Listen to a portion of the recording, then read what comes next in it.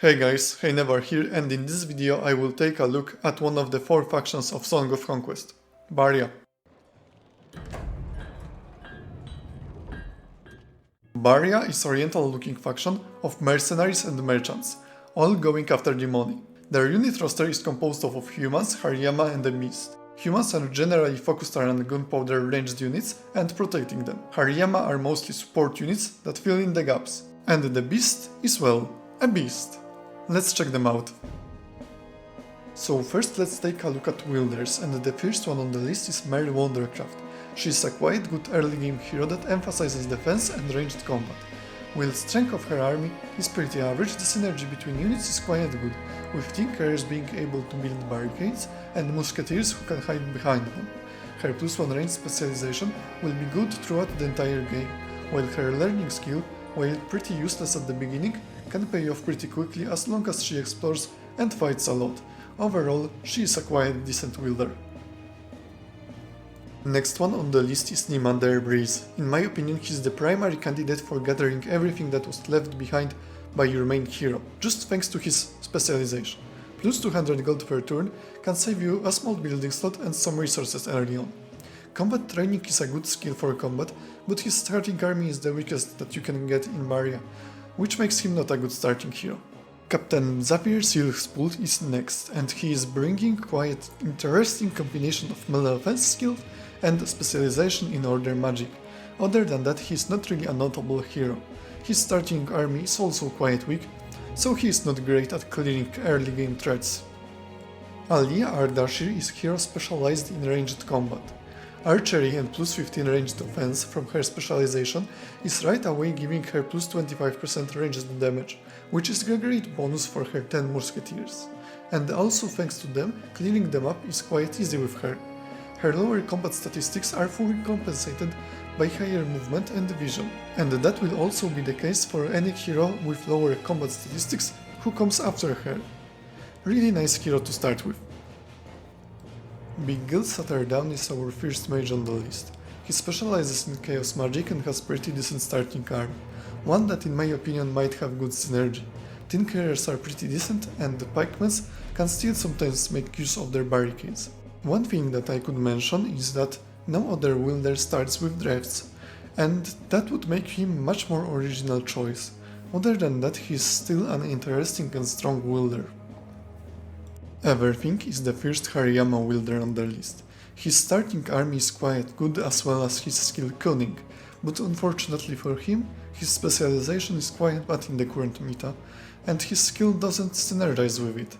Magic resistance doesn't help in clearing the map, and also doesn't help that much while fighting the other player, because the maging spells are currently overshadowed by utility spells. Still, overall he's a decent early game wielder because of his army. Huma Rosewater is in my opinion the most interesting wielder of Barya. His skill is just additional troop slot, so he is pretty much a clean sheet when it comes to skills, and his specialization in destruction magic is also pretty flexible. But what is the most interesting for me is his starting army.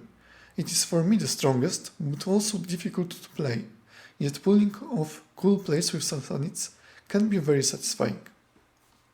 Finally, we have Sana's Trueweight and Sotfor. Both are similar because both specialize in boosting units of only one race. Both of them also have average armies. What makes them different though are skills.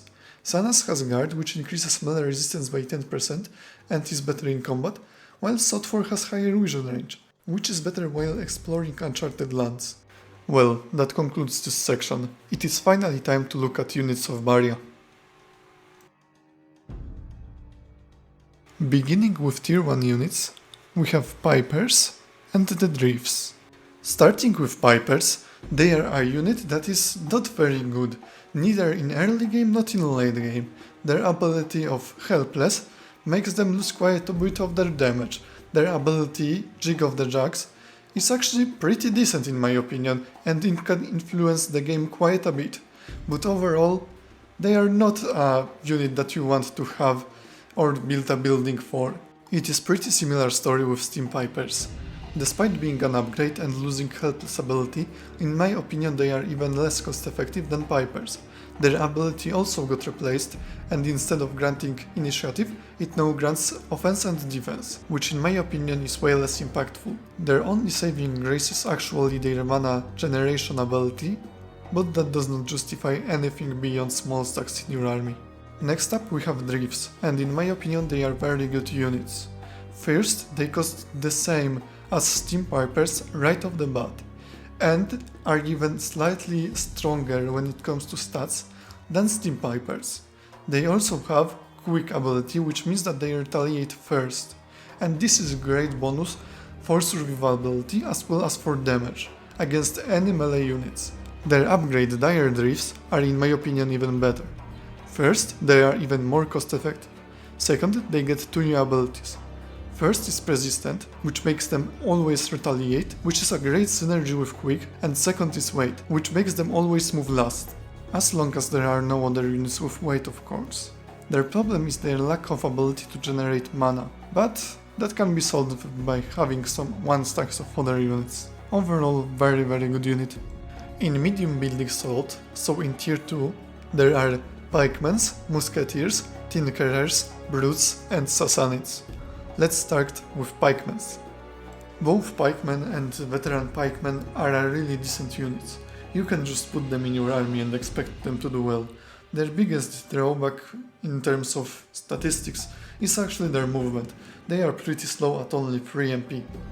But they also have ability called Reach that allows them to attack units from 1 hex away, which also nullifies any kind of retaliation against them, which in turn allows you to save them more than other units that usually would die from retaliations.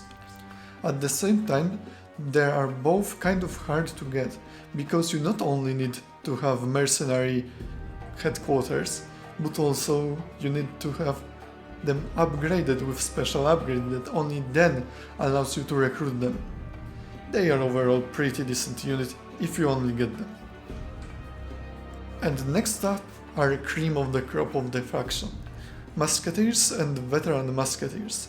While standard Musketeers are somewhat underwhelming, but still quite good, the Veteran Musketeers are really cream of the crop. They are really good units that, despite reload, still can achieve really good results. Their ability, Aim, not only allows them to shoot from further away, but also adds the damage, which somewhat compensates the need to wait 1 turn between 2 attacks, which is very good for every unit with reload that there is. Last human tier 2 units are Tinkerers and their upgrade Artificers. Both of them are really good and cost effective units, with abilities that have big impact on the game. Tinkerers have ability called Stakes, which allows them to, erect stakes, and thanks to that, create temporary barricades on the map. Artificers can place mines. They don't stop enemies maybe as effective, but instead deal damage to them as they walk over them. Both of these abilities really help them distinguish themselves from other units and bring them the originality that other units not necessarily have. They are also very good units by themselves, and also very synergistic units with the rest of your army. Their defensive approach to the play really allows Musketeers to shine. They also generate a lot of mana, and their requirements are really not that bad. They just need separate building. Overall, they are very decent units at whatever they are doing. Brutes and Scarred Brutes are next, and both actually perform, in my opinion, quite different roles. Brutes are simply good units. They don't need any other upgrades or anything. They just can exist and destroy whatever enemies come their way. Meanwhile, Scarred Brutes have the economic advantage. Sometimes you are just swimming in amber, and if you are doing that, buying them is not a problem for you. You don't have to spend an extra gold on them on a market, you just buy them. And in some games, in the mid game perhaps, when you are pushing your opponent, it is simply better to upgrade them, spend the extra amber, and have stronger army, and that is their main advantage. The sudden rise in power that you can experience when you don't have to spend the extra money on them. Well, that's pretty much all I have to say about them right now. And the last ones will be Sassanids. And both Sassanids as well as their upgrade, Shadows, are in my opinion really cool units. Sassanids have the ability, Backstabber, that allows them to simply attack units without receiving retaliation, which is somewhat unfortunate name in my opinion. Meanwhile, Shadows also have two other abilities, Wait and Stealthy. Stealthy allows them to move through zone of control of enemies without getting hit, which is pretty good if I do say so myself. It allows you to get to enemy ranged units way easier, and thanks to that you can create quite a bit of a mayhem in their backline. It is mostly relevant when it comes to PvP, not necessarily PvE. But in PvE they are already good enough with their ability Backstabber. Well, in my opinion, using them still requires quite a bit of skill. But I think this is worth it, because if you do, they are really strong units, also in the PvE aspect of the game. Well, I really like them personally, but they are not the easiest to play, I do admit. And finally we come to the tier 3 unit of the faction, Hellbreaths and Hellroars. And unfortunately, but they aren't very good. Let's start with their abilities. They need to reload after shooting, they are helpless so they can't retaliate in melee, they also have a positive ability, or at least on paper positive. Barrage. It damages all the units around the target that they are shooting at. But this ability unfortunately can be a downside too. Why? Because often your units will be in melee combat with enemy units, and then you simply can't shoot at melee units because you will also damage your own unit. But that is somewhat fine because they are not dealing that much damage in the first place. That is why Hellbreaths and Hellroars are really not worth buying, let alone constructing building for them. It is probably better to just build a research center for them. And to research I will go next. And in this section I will briefly mention biggest winners and losers of research system. And the biggest losers of research system are Drifts, unfortunately, but they are simply not affected by half of the research that is available. Racial research only applies to humans and Hariyama, but not to beasts. That makes them, in fact, so bad that they are almost at the Steam Piper level after all upgrades. That kinda shows how bad Steam Pipers are, because even after all of that additional Hariyama research, they are still not as good as Dire Drifts. The unit that probably hoped most for really good research were Hellbreaths and Hellroars, but unfortunately for them, the current research that is available for them simply does not compensate for their initial weakness. And the biggest winners of the research system are the Musketeers and Sassanids.